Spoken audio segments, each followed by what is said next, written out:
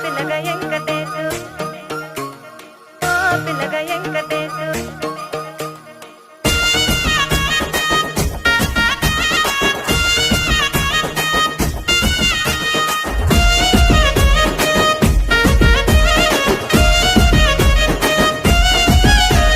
సిద్ధిరాల మనసు నాది చిన్నగా పోతుంటావో చూడక పోతుంటావో ఇంట్లో చిన్న దాన్ని నేను సిద్ధిరాల దాన్ని దోసి